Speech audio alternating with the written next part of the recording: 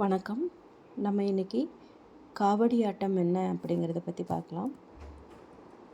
காவடி ஆட்டம் என்பது முருகப்பெருமானை தரிசிக்க வரும் பக்தர்கள் வேண்டுதலை நிறைவேற்ற காவடி எடுத்து ஆடி வருவதால் சிறப்பான அம்சமாக உள்ளது. முருகப்பெருமானுக்கே உரித்தான காவடியில் பல வகைகளுக்கேற்ற நன்மைகளும் உண்டு. என்னன்னு பார்க்கலாம். ஈசனின் தவ புதல்வன் தமிழன் கடவுளான முருகனுக்கு அருளப்படும் அல்லது வழங்கப்படும் தைப்பூசம் நாளிலே விழா எடுக்கப்படுகிறது. முருகப்பெருமானுக்கு வேண்டுதல் வைக்கும் பலரும் பல வகையான காவடிகளுடன் முருகப்பெருமானின் திருத்தலத்திற்கு ஆடி வருகின்றனர்.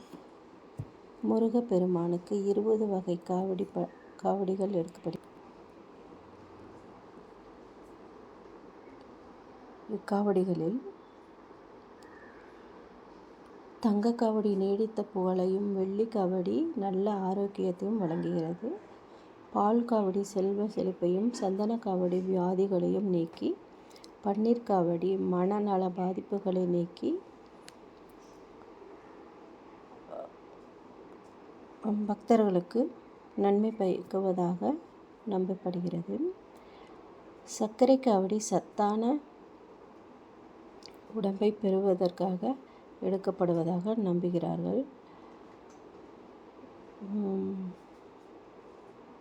அன்னக்காவடியும் வறுமை நீங்கி, இளநீர் காவடி சர்ம வியாதிகள் போக்கும் என்று நம்புகிறார்கள். அலங்கார காவடியில் திருமண தடை நீங்கும், அக்கினி காவடியில் பில்லி சூனியம் செய்வினை அகற்றும் என்று நம்புகிறார்கள்.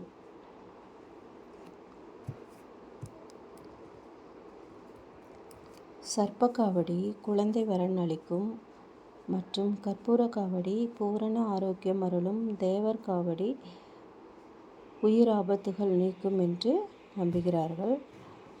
இறையருளுக்கு நன்றி தெரிவிக்க மச்ச காவடி நீதி நேர்மை தீர்ப்பு கிடைக்க, மஞ்சள் காவடி வாழ்வில் வெற்றிகளை குவிக்க, சேவல் காவடி எதிரிகள் தொல்லை நீக்க, பழக்க காவடி செய்யும் தொழில்களில் வெற்றி பெற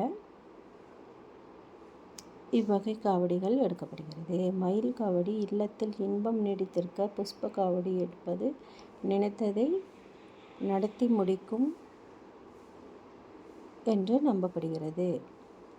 வேல் காவடி எதிரிகளை நடுங்க வைக்கும், வேலனின் பூரண அருளும் வீரமும் கிடைக்கும் என்று நம்பி வேல் காவடி எடுக்கிறார்கள். இவ்வாறாக முருகப்பெருமானை வணங்குவதற்கு முன் அவரை மனமுருகி வேண்டி காரணமாக உள்ளது. அடுத்து பார்த்திங்கன்னா, இந்த முருக காவடிகள் பல்வகை இருந்தாலும் அந்த காவடி என்பது என்ன அப்படின்னா, முருக வழிபாட்டுடன் தொடர்புடைய ஒரு ஆட்டமாகும். இந்த ஆட்டத்தில் ஆடுபவர்கள் காவடி எனப்படும் பொருளை தோளில் வைத்து கொண்டு ஆடுவார்கள்.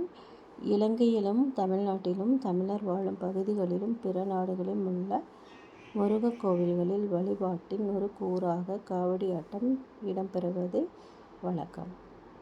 முருகன் கோவிலுக்கு சென்று காவடி எடுப்பதாக பக்தர்கள் நிறுத்தி வைப்பதும் உண்டு. கோவில்களில் காவடி எடுப்பதில் இள வயதினர்கள் ஆர்வம் காட்டுகின்றனர்.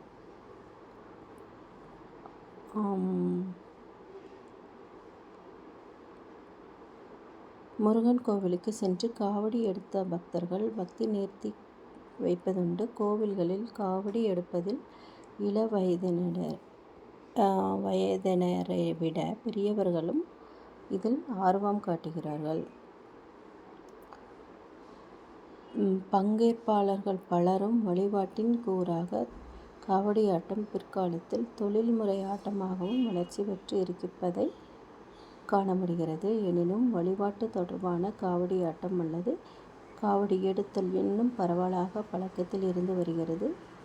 தொழில்முறை என்பது என்ன அப்படின்னா, பொதுவாக கரகாட்டத்தில் ஒரு துணை ஆட்டமாக இந்த தொழில்முறை காவடி ஆட்டம் இருக்கிறது.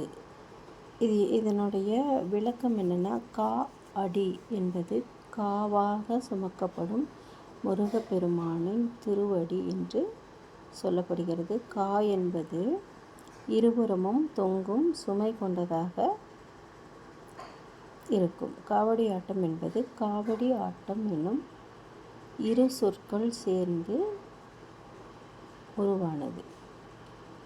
இந்த ஆட்டத்திற்கான கருவி காவடி. இவ்வாட்டத்தின் பெயர் அதற்கான கருவியில் நடியாக இருந்து வந்தது என்று அறியப்படுகிறது. நன்றி, வணக்கம்.